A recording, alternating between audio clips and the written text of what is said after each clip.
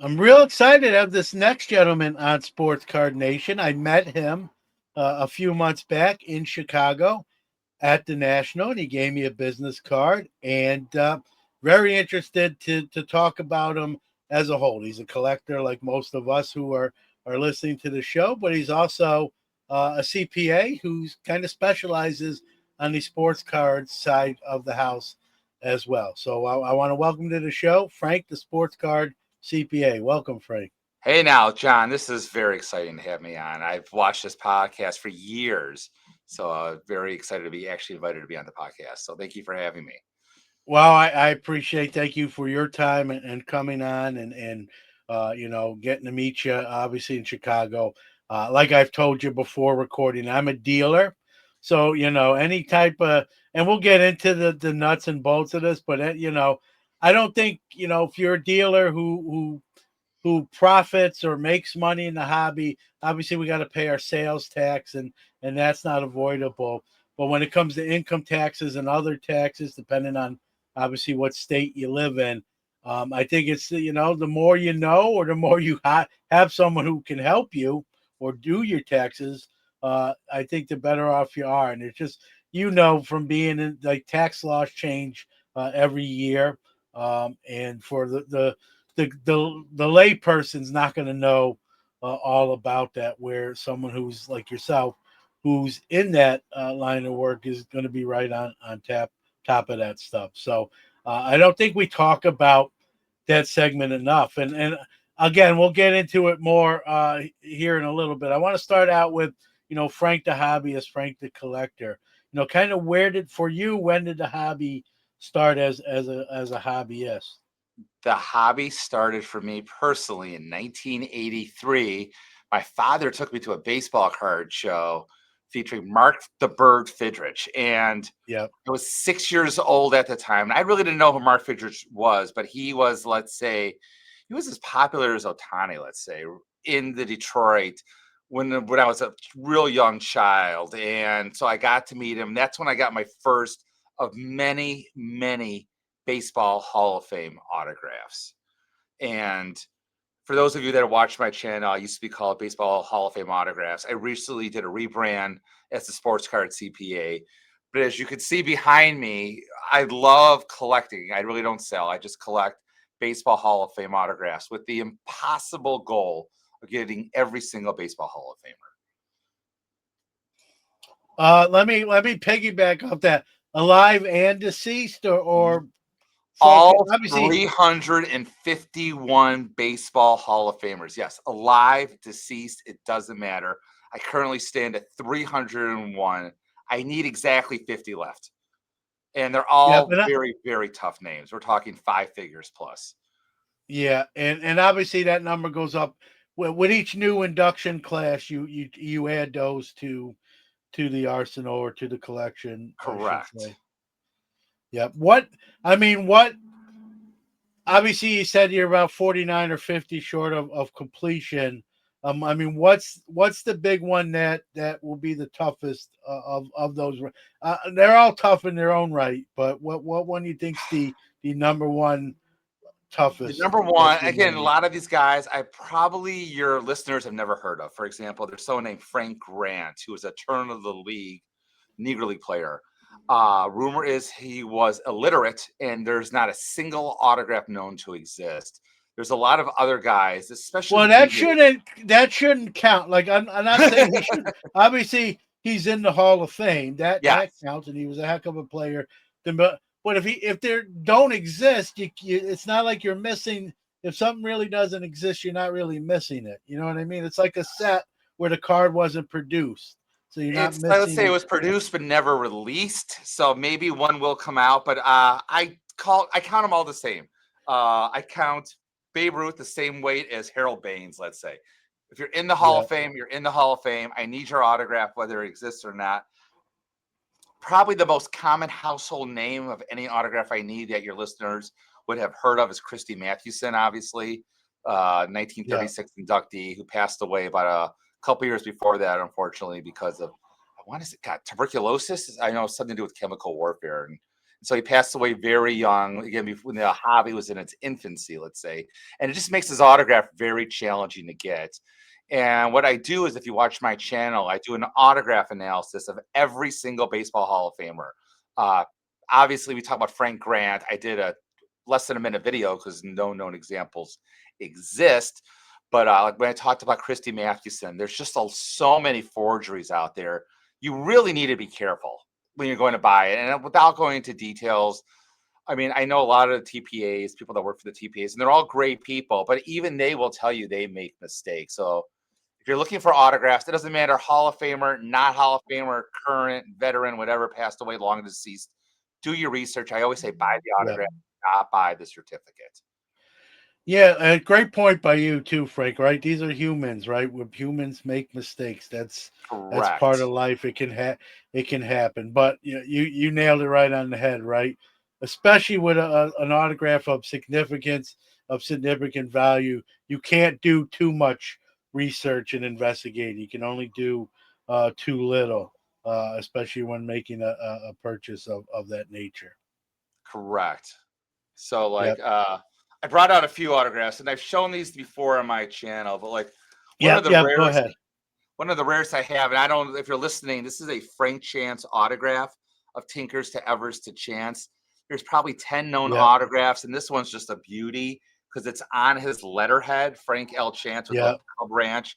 If you go on the PSA database, this is the single autograph that they refer to on the database. And That's like I said, I cool. bought the autograph. I didn't, there's a lot of cuts out there. I stopped buying cuts after I had a very bad experience. Again, you can watch with one of these. I bought a cut autograph from a very reputable dealer, and unfortunately, it was deemed not authentic. I don't want to say fake; it was deemed not authentic. And what the problem is, once an autograph is deemed non-authentic, it goes into their database as non-authentic. You may not know this, but the TPAs do share their databases, and therefore, it would probably never be authentic, even if it was real. So, therefore, even though I have no plans on selling that autograph, I couldn't get it graded. Therefore, if my descendants ever wanted to sell it, it was pretty much worthless. So it was a very expensive lesson learned about cuts versus buying the provenance of the autograph. We've heard, recently. I'm sure you heard about the big forgery scandal Of course. in Of Indiana. course. I'm not going to give his name. He obviously committed suicide. I'm not going to mention his name. You know, and and obviously that's a big story. And it doesn't just hurt people who collect autographs. I think it hurts the hobby in general. I've heard the FBI run estimates that they believe 50% of autographs in the marketplace are non-authentic. In other words, half. Um, I mean, again? It's all speculation. Does that sound right to you, Frank? About half of autographs are not legit, or does that sound too high? That's me personally. I think that sounds too high in the sense that if you buy an autograph that has, let's say, a reputable TPA, and I'm going to name the big three: JSA, Beckett, and PSA. I would say over 90 some percent of those autographs are good. Again, I would not be buying an autograph today of a very high value player without one of those big three certs if you don't know what you're buying. I mean, again, they've all made mistakes, but if you go on eBay, I'm sure that 50% number is higher than normal. But as like one of the heads said, if it's too good of a deal, I mean, if the price is too good, it's too good of a deal. That's of course the cliche is escaping me right now. But yeah, probably that Yeah, number is if true it's for too good all. to be true, it It probably probably is. is. Yeah, Yeah, thank you, John. So yeah. like, anyways, getting back to that. So yeah, if you look at Mickey Mantle, probably on eBay right now, probably I would say maybe 50% are fake. But again, over all those or nearly all those 50% that are fake are probably under $100. So if you're paying under $100 for a Mickey Mantle, if it's too good to be true, it probably is. So do your research. I mean, Mickey Mantle, probably one of the most forged baseball players, at least of all times in terms of autographs. I did a video about it. It's gotten like close to 10,000 views now. And there were, let's say, five main forgers around the 2000s with all Operation Bullpen. And they're really easy to the trained eye to spot and fake and say this is no good. And the TPAs, again, all know this. None of these got through third-party authenticators is good. We shouldn't say none, very, very few. Yeah, Mickey definitely is number one on the Yeah. most Fugazi autograph list. You got Jordan on the basketball side of the house as well. I believe me, I have Mickey Mantle autos that are legitimate and certified, and I've had in my hand many uh, of his that I know were just by looking at, and I'm not even a certification guy, but again, Yeah. sometimes you can Yeah. tell. And like you said, if you're looking at a Mickey Mantle auto and someone's just asking $100, that's usually Yeah. Just run. a, Just yeah, run. it, that's a pretty obvious signal that that is not real. So, Correct. I um, mean, the big forgery about a couple years ago was the Willie Mays Say Hey holograms, which a lot of TPAs unfortunately accepted the hologram. It must be real. Again, I don't want to name the name, but it was same thing. It was very similar to Barry Bonds. And I was very fortunate there when Ravel reached out to me because, like, I exposed it pretty early that these were bad autographs and what to look for. But again, probably like I would say Willie Mays is the number one autograph that has been passed by TPAs that are forged. If I had to take one to be careful for, it's going to be Willie Mays. So, and they all have the Say Hey hologram. They all look very similar. So, besides that, is that he passed away, like I said, last year. So he's obviously had players have an influx when they pass away. And so that's again, that's the exception, not the norm. The TPAs are all good people. They're not trying to steal your money.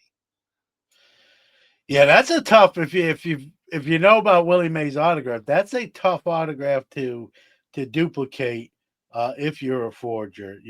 But again, Correct. these unscrupulous people practice their craft repeatedly, and then then you got auto pen issues. Like it's not just all necessarily handwritten things. In the 40s and 50s, you had the clubhouse signatures, where a bat boy or a clubby learned how to do players on that team's signature to take the workload in the sense off of them. And back then too was a little more innocent than it would be today, because there wasn't like a huge marketplace like we know now. That was just, hey kid, sign these for me so I can do some other stuff. But Yeah. still The not, talk a little bit about that, especially on the Hall of Fame side of stuff. I mean, the most famous one is the 1955 Dodgers that won the World Series. There was a guy, a bat boy clubhouse attendant. His nickname was the Bro. He had like a unibrow. And Yeah. Duke Snyder said he could sign my name better than I can. And so I've actually seen him in person where the guys are like, I got this baseball from the 1955 Dodgers. It's real. They have this great story how it was passed down. I mean, autograph experts now can probably spot the differences. There's certain things to look for. But again, that's probably when the secretarial really took effect. They became really good. Prior to that, like Lou Gehrig and Babe Ruth, yes, they had secretarial signatures, but they were not real close to what their actual signatures look like. Again, like 1955 is kind of the turning point where, like, wow, these became close. And going back to what you said with the recent autograph scandal that broke, without giving too much information, the majority of the autographs were not forged as much as they were auto pens, and they dropped a video on that. And there's certain things to look for, even with an auto pen. I mean, the autograph looks real in the sense that he forged like 100 Wayne Gretzky autographs, and everyone looks exactly identical, exactly identical. Like Wayne Gretzky on a perfect day couldn't do that himself. So again, this is like with the auto pen. Again, bringing that little forward. Again, that started mostly with politicians in the 1970s, 1980s, maybe even before then. It's taken over now to sports stuff. I mean, we see that very commonly. Let's say sports signed books are being auto penned a lot and passed off as real. And the other thing you really problem now is a lot of these athletes, they don't know how to sign their name. So they make lines and little Yeah. drawings, like Or just initials. just Like, initials. yeah, like Uh, it would be like me just putting JN on a yeah, sticker or a piece of paper, or the card itself. It's a different generation, yeah, it's a different we generation. Also, a lot of these players, again, I don't want to like segregated this, but a lot of them that come from the Dominican League in that area, they really never learned how to spell their names. They Yeah. just learn Yeah. baseball, and that's all they really care Yeah. about. So Yeah. I got Making a glove out of milk cartons because yeah, they couldn't exactly. afford, you know. So yeah, they weren't thinking about signing autographs. They were just trying to survive and enjoying the game that they love. That if they were fortunate enough, could provide them a living eventually, which it did for some. For you, I mean, you have a great collection. Obviously, you talked about it. Kind of started, but with Mark Friedrich, the Bird. When did you real like? When did you know like I want to collect autographs? And then maybe two-pronged question, Frank. When did that? And then when did you say I'm going for all the baseball Hall of Famers that ever are inducted? So in 1993, I went to the National at the Rosemont Convention Center. Not the Rosemont, I'm sorry, McCormick Place Convention Center, downtown Chicago. You're probably familiar with it. And they had a bunch of Hall of Famers there. And I wasn't real rich as a kid. I was middle class growing up. So they weren't that expensive, the autographs then, like they are now. So I got as many autographs that I could. I don't have the baseball, they're behind me, but I got I filled the baseball with like 20 Hall of Famers, and I'm like, this is really cool. And so my father and I started a tradition. And in 1994, we went to the George R. Brown Convention Center for the '94 National. And what's interesting about that, I always talk about this, is Mickey Mantle was there. It was his last show. Nobody knew it was going to be his last show, obviously. He just signed with Upper Deck.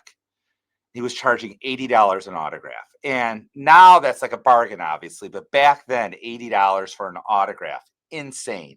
The next closest person was Carl Yastrzemski at $30.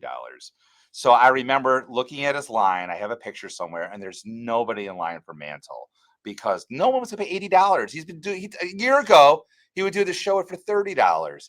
Of course, he passed away less than a year later, and I made a vow to myself whenever I see someone's a baseball Hall of Famer, because I always love baseball, I would get their autograph. So my initial goal was to get all the living baseball Hall of Famers in person.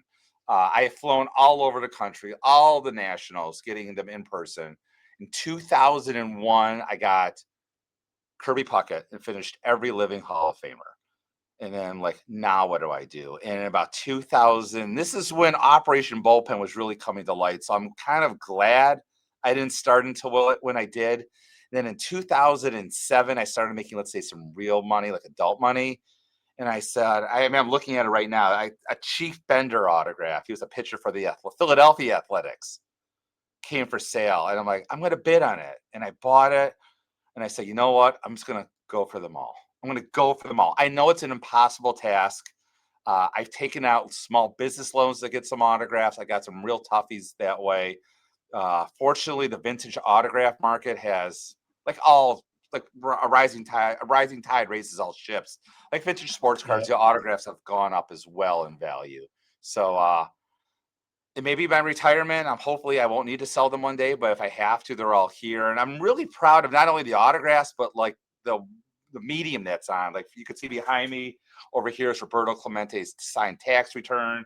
I just did Bill McKechnie. It's a really cool endorsement that appeared in a 1928 baseball magazine. So like everything behind me are government postcards, checks, documents. I've been very careful since I learned a very expensive lesson to avoid cut autographs. Yeah, that's awesome. Awesome pieces for those looking on in video, and again, having 300 of the 350 just tells you what kind of collection that you have. Do you know anyone else like yourself that's attempting to do this? And if you do, it, do like-minded folks, are you like, do you work together? Like, hey, I have an extra one of these and you Uh, have an extra one of those, or how does that work? Or not? I know that works with cars. Is it a little Yes, bit the different short answer with is yes. autograph? So I have a text chain with people you probably know: Bill, the Hall of Fame collector, Mike Moynihan, Jake, Legends Ever Die. And we're all in different points of our, let's say, journey to finish them. Bill and myself are the closest.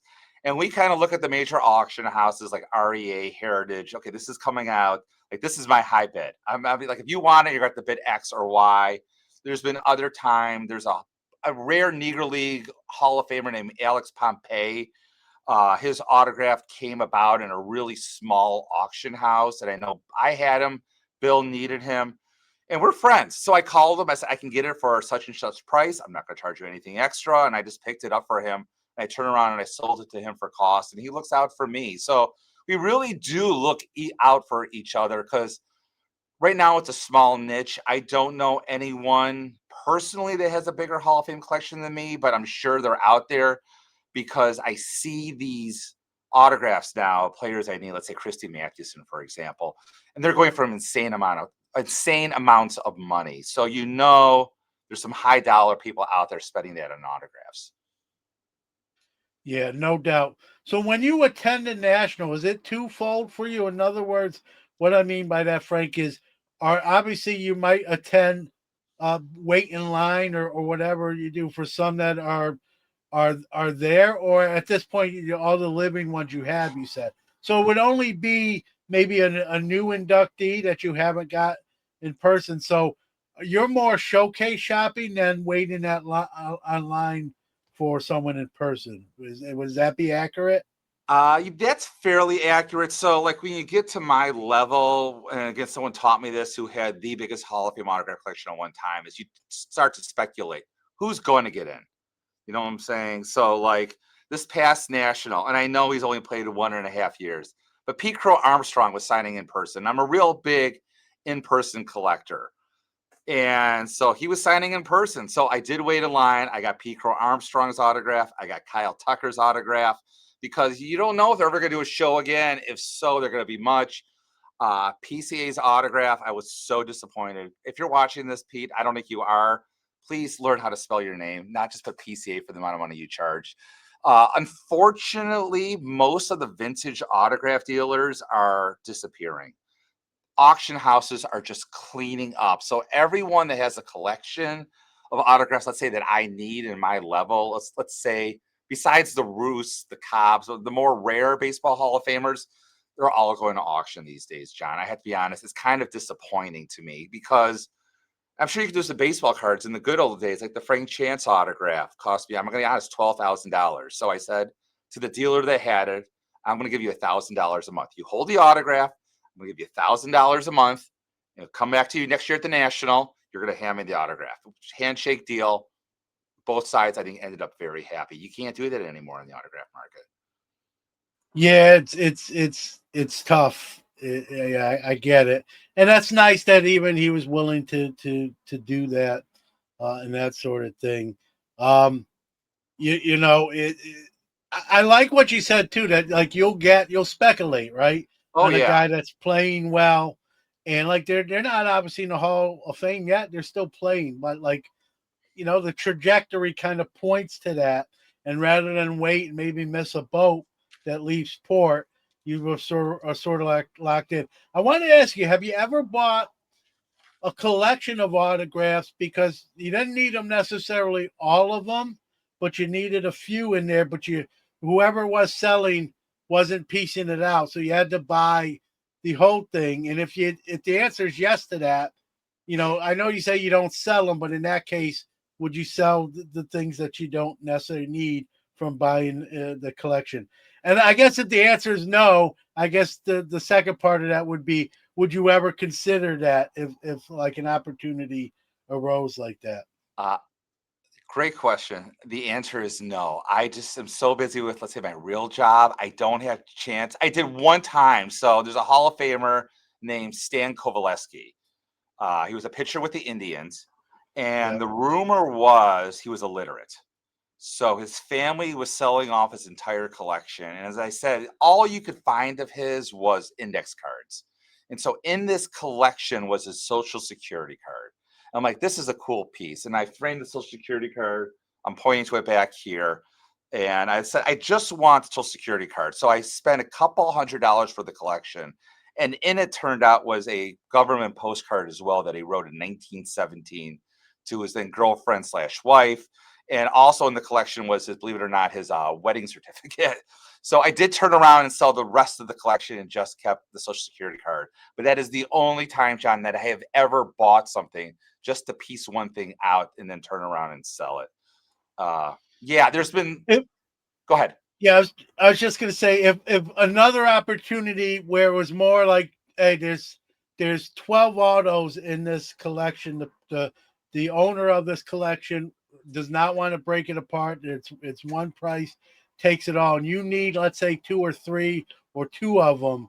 Would you consider that? Or, and again, with the 50 that you need, it's going to be one heck of a collection based. But would you consider a deal like that, where you buy that for who knows how much, but you're keeping the two or the three that you don't have, and the other 9 or 10 you're gonna obviously sell, and then maybe even hopefully offset some of your costs on the two or three you're potentially keeping. Yeah, I mean, if there were one in there, I would do it for sure. I'll tell you a quick Yeah, story. I hope I'm not yeah. losing your, because these are like deep, deep Hall of Famers. No, that people love it. I love this stuff. People I'll love tell you a all story. this So stuff. last year, I think REA sold a collection of Chicago Cubs checks, canceled checks. There had to be 300 checks in each batch, and they sold 5 batches of these. But let's say 200 checks each. Now, buried in these 200 checks was a Hall of Famer named Tommy McCarthy. So there was only 2 known autographs at the time before this collection. These checks got released, and so in these batches of collections, and no one knew it. The what's it called? The auction houses didn't even go through the checks. They said, "Here's 300 checks from this time period," and of course, in 2 separate batches were of the 5 were 2 Tommy McCarthy checks. I know at least 2. One was sold for 30,000, and the other one is for sale right now privately for about 35,000. Again, beyond my price range, but like the batch sold for $8,000, let's say total. So that would be a steal, obviously, if I would have known about it. But like those, that's what you have to do these days to find, let's say, the 50 or anything like that. Yeah, that would be a nice haul to get It'd be it a at a nice decent haul. Yeah, price. it'd be a nice haul. And but like you said, when they sell lots like that, are they showing each check individually, or not really? So you really can't tell. No, you couldn't tell. As soon as I saw the check for sale, I knew exactly where it came from. 'Cause I remember seeing the lot, but I mean, I'm not a big gambler. I'm an accountant, which we'll get to shortly. But as a CPA, I don't want to spend $10,000 gamble, because you would have thought that a major auction house like Robert Edwards Auction would have gone through and looked for big names. Obviously, they didn't. So lesson learned. But no, they did not show every single check. Yeah, it's interesting when you see lots like that, like if they still do them, and like you said, that the fact that they don't take a little time and see if there are any diamonds in the rough, so to speak. But if you purchase something like that and you hit, that's a Yeah. nice Oh, score. yeah. Yeah. And my guess And, is the person that went through them is a person like your average baseball fan. They're looking for Babe yeah, Ruth, Ty Cobb. They're not looking for Tommy McCarthy. Who's Tommy McCarthy? So, yeah, yeah. No, it's a great point. So sometimes, it's worth a shot in the dark, yeah. Oh, yeah. as they say. All right, you mentioned the accountant side of the house. Um, you call yourself, sports card CPA. Obviously, you're not just the CPA on the sports side of things, but you do that. How different is it, being a certified public accountant, just in general?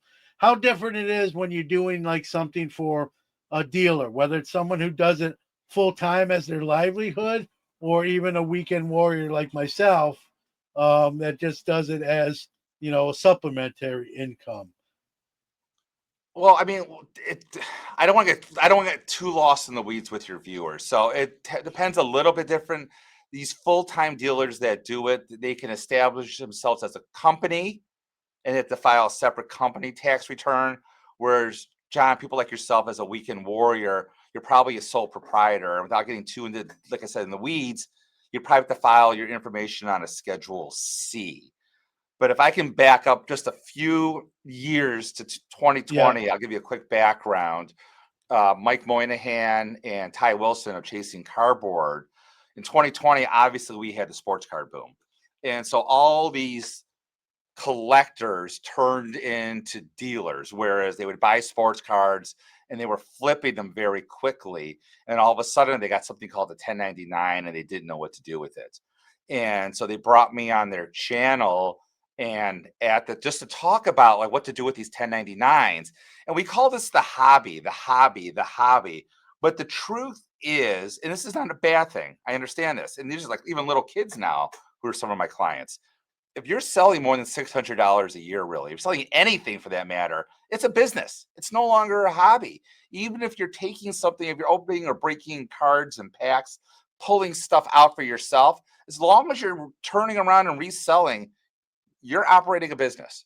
And of course, the government wants, doesn't mean they're going to get, but they want some of the taxes on your profits.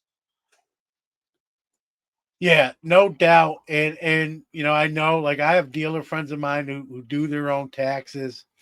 I use a guy that I've used.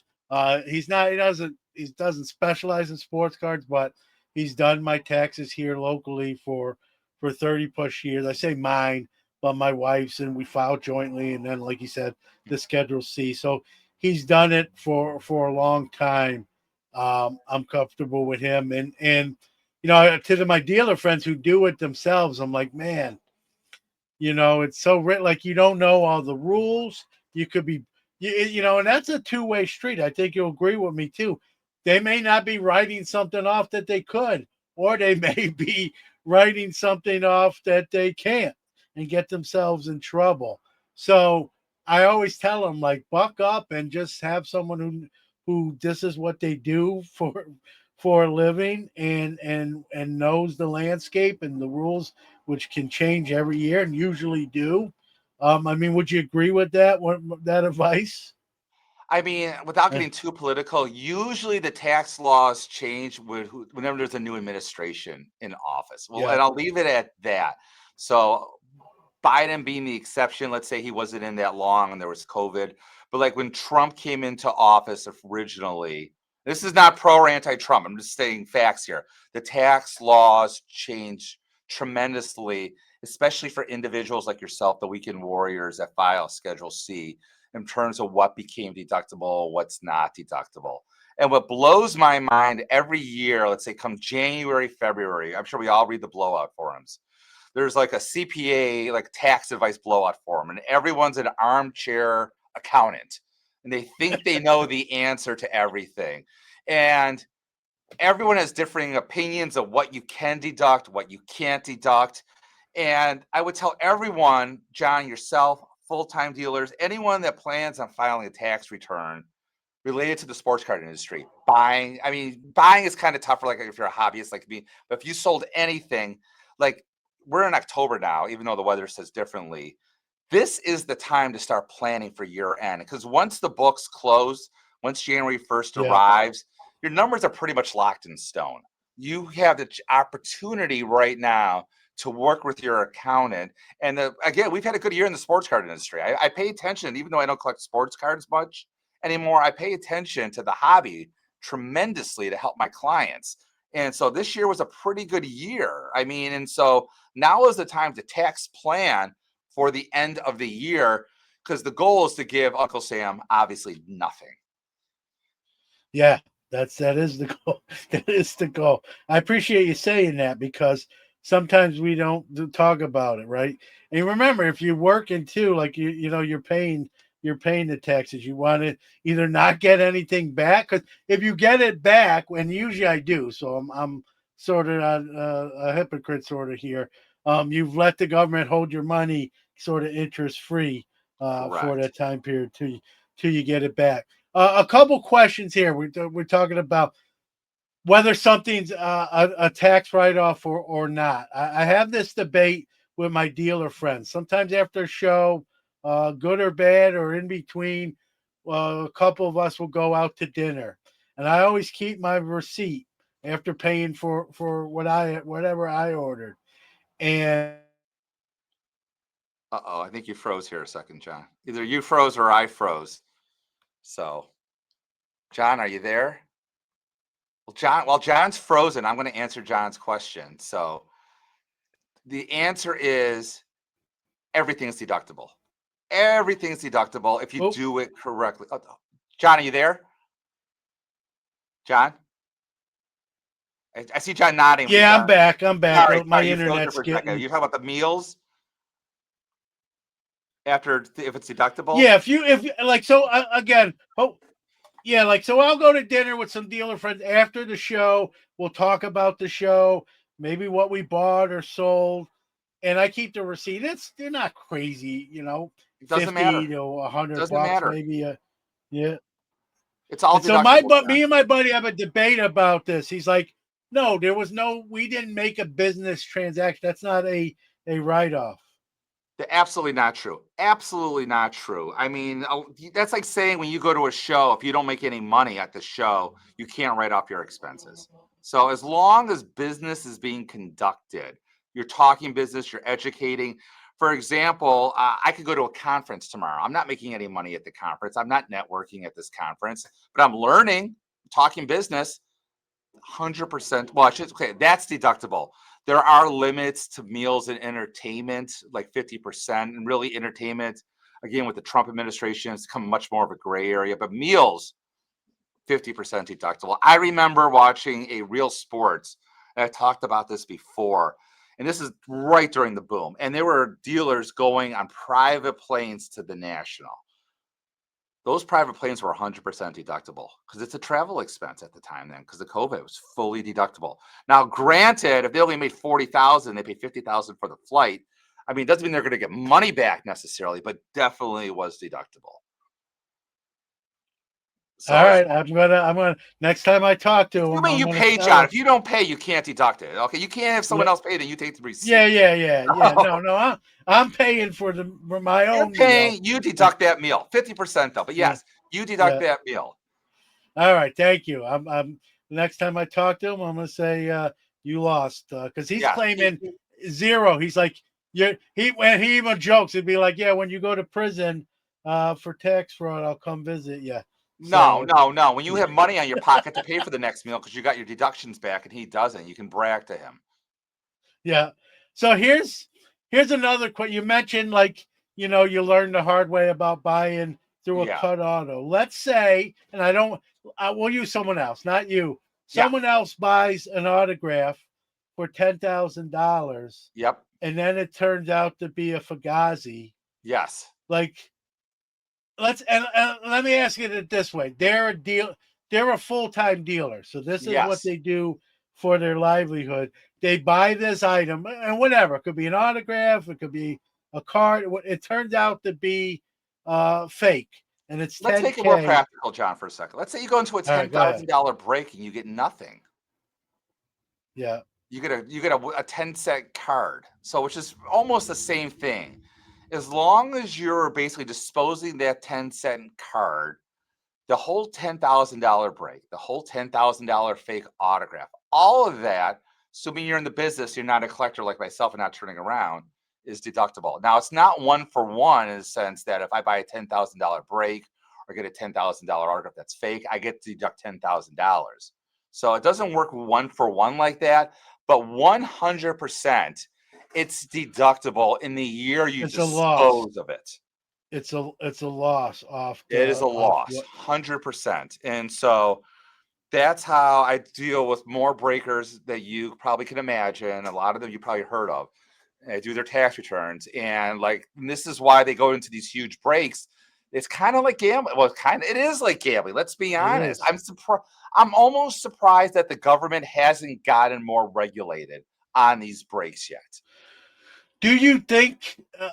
Do you think that's somewhere coming down the turnpike potentially, or do you think they have bigger fish to fry or worry about, so to speak?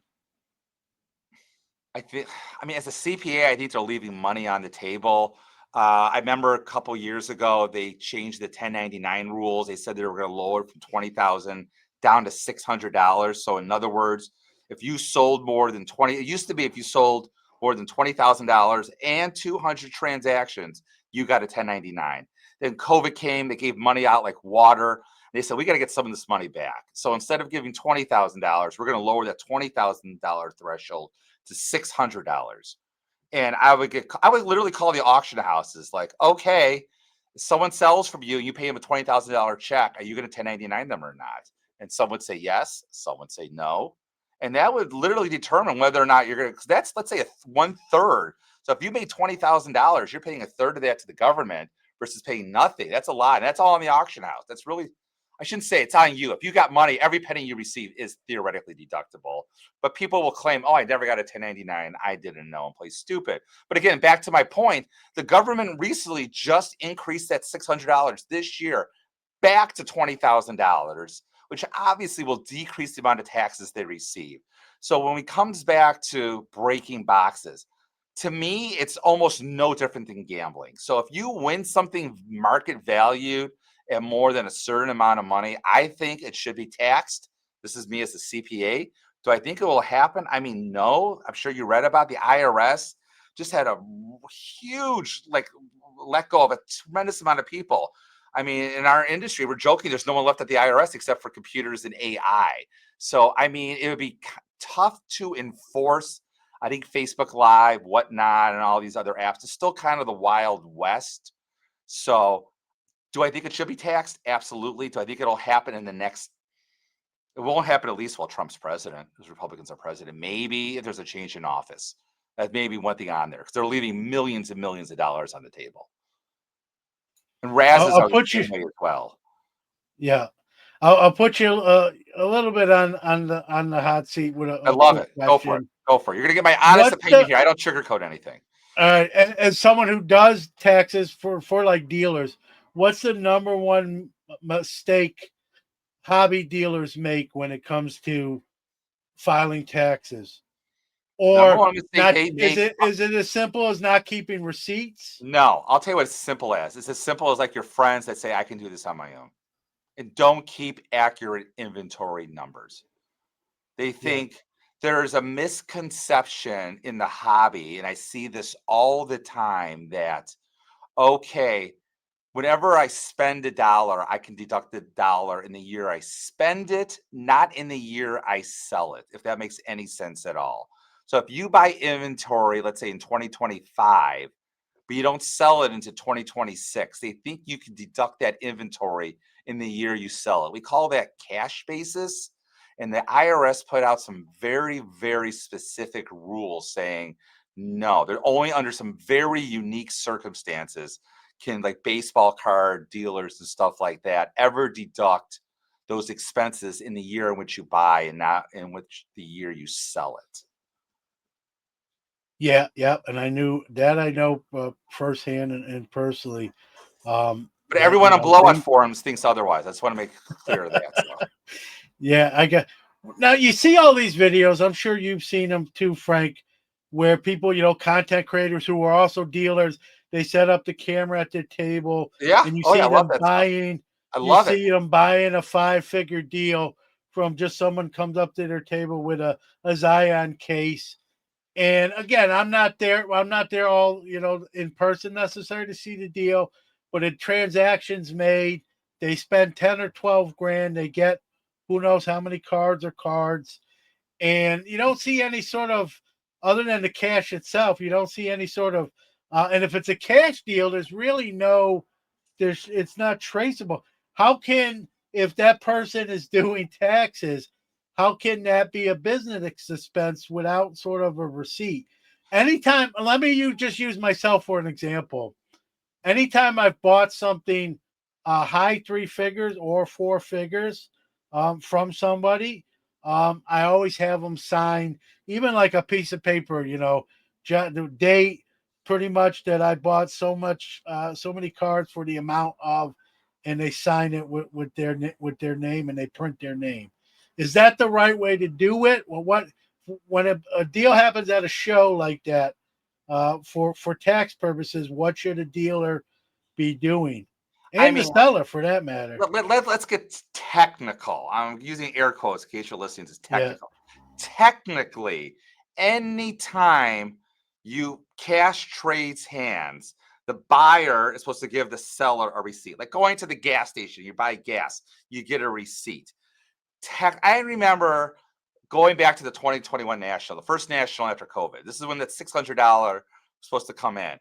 and everywhere cash was changing hands. I wanted to buy a $1,000 autograph from an old time dealer, and I was going to pay him credit card. I will not take your credit card.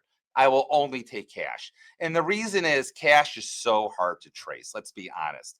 So the receipts are not taking place. Now, theoretically, John, anytime you sell a card, any dollar, every single dollar per the IRS is taxable. Every single time you sell a card. Now, are you keeping track of that? I don't know. The odds of you getting audited just without any background, assuming you're not a zillionaire, is about 0.02%. And when they do audit you, they're not going to audit your entire 1040, 1120, whatever form.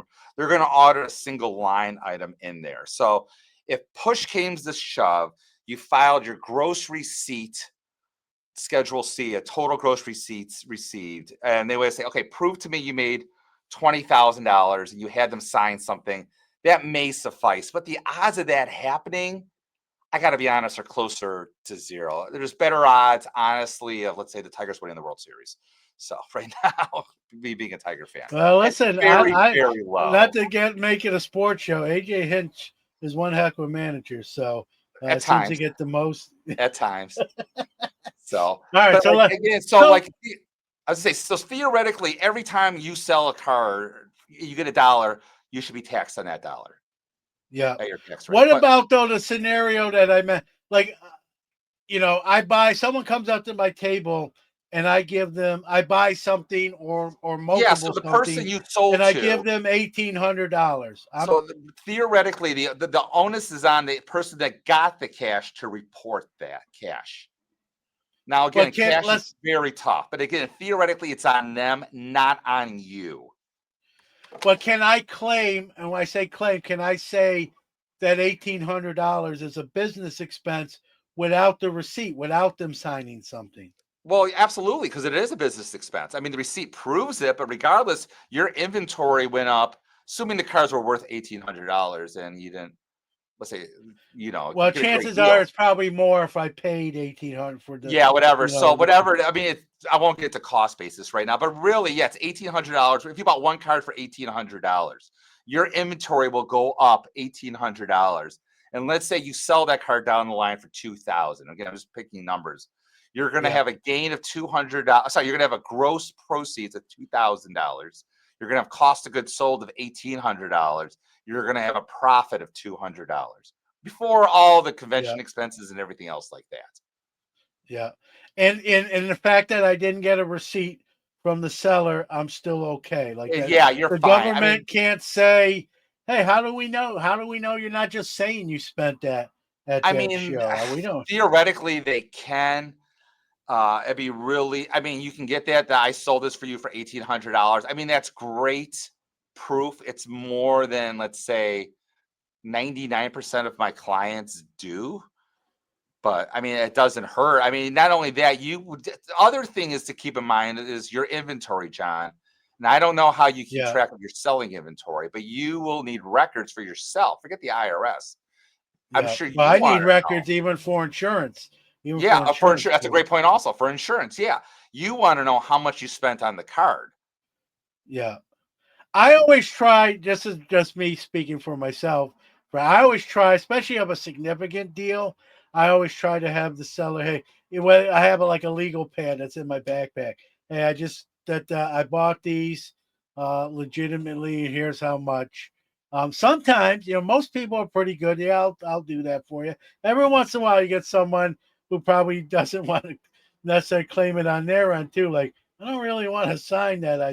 I Yeah, made I'm 1,800, so I'll tell you a quick that can story, and happen again, I'm too. not gonna mention names, but I Yeah, had one person that come to me as a client, and they're like, "Listen, this is I want you to do my tax returns. I don't wanna pay any taxes." I go, "But you made, like, $35,000. I mean, like, this is how taxes work. Like, yeah, congratulations, you made money. You're gonna pay taxes." He's like, "But I don't wanna pay taxes. My friends don't pay taxes. This is why I'm paying you, so I don't have to pay taxes." I mean, I'm happy to bend the envelope, get creative. There's so many deductions out there that individuals don't realize. I'm real big proponent of not leaving money on the table. But I mean, at the end yeah, of the day, it's very tough to make five figures and then claim nothing to the IRS. And again, I just put a video out. And like you said, you're a full-time dealer, but there's a lot of people probably listening to this that go, you know what?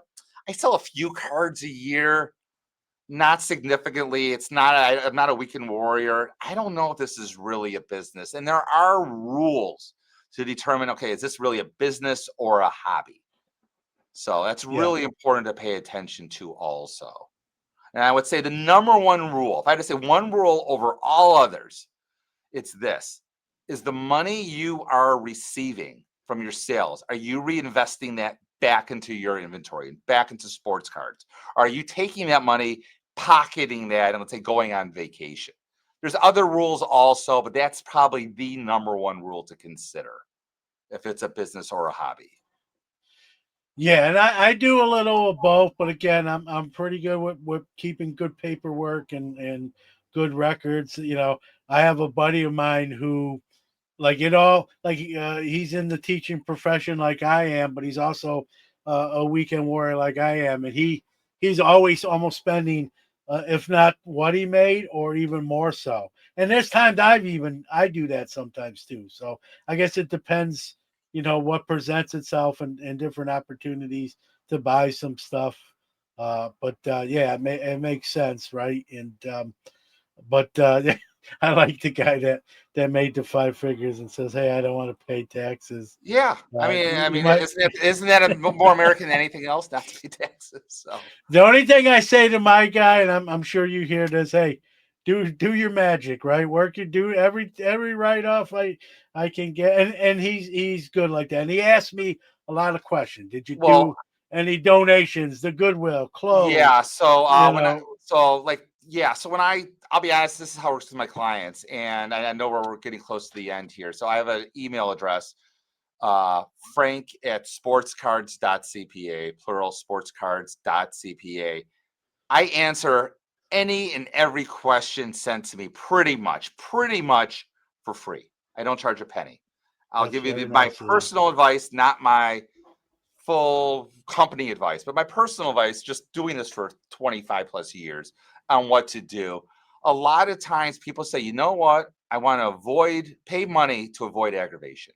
I don't want to think about it. So that's when we come on, me and my partner or associate, we sit down, we analyze, and a lot of times they've been doing this for a couple of years.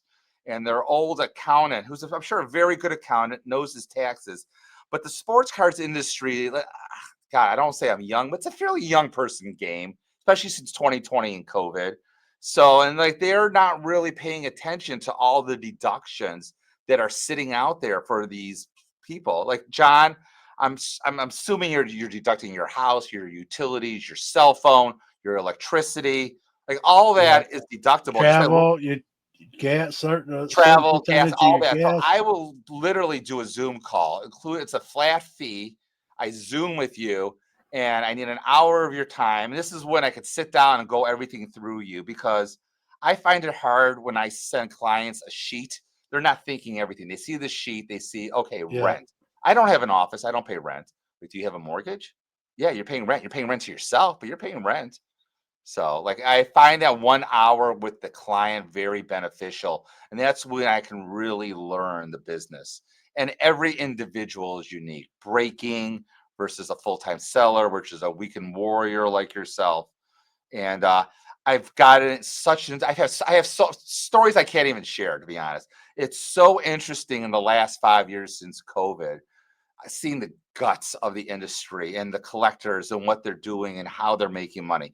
It's just fascinating, fascinating. And now Kevin O'Leary getting in on it. I think it's great from like if you're a collector. I mean, we're bringing in big time players into the industry.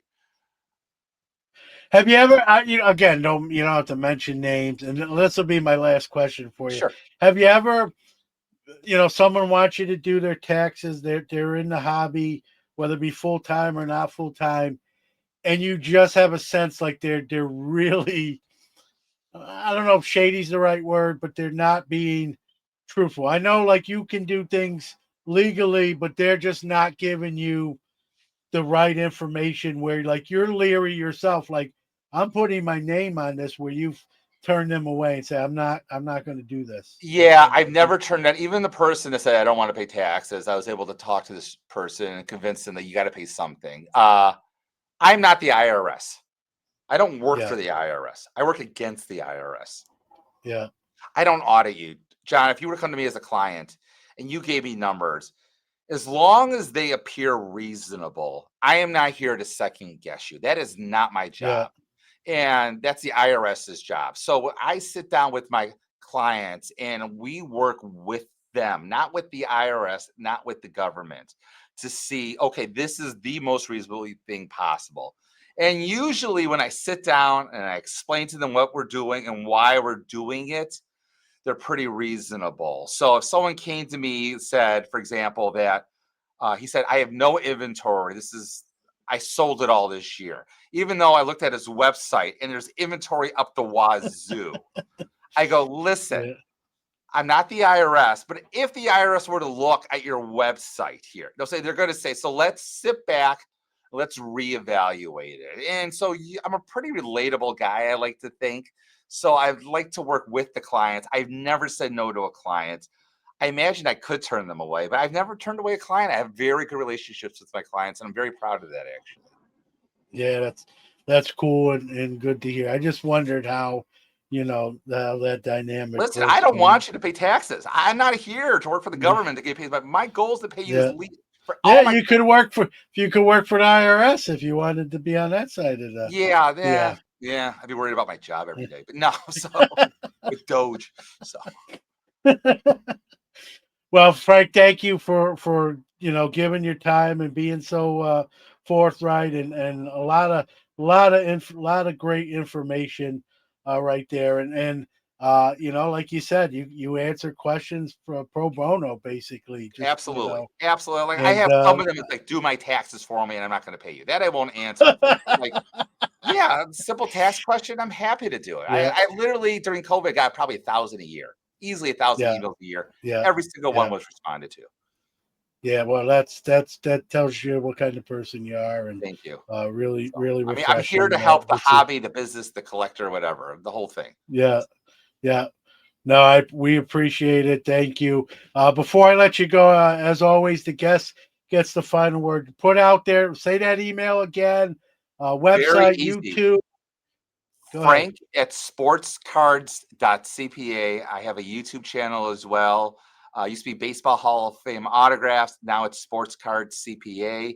I talk about the latest tax issues, and I also love talking autographs. Love talking autographs. I do love the hobby.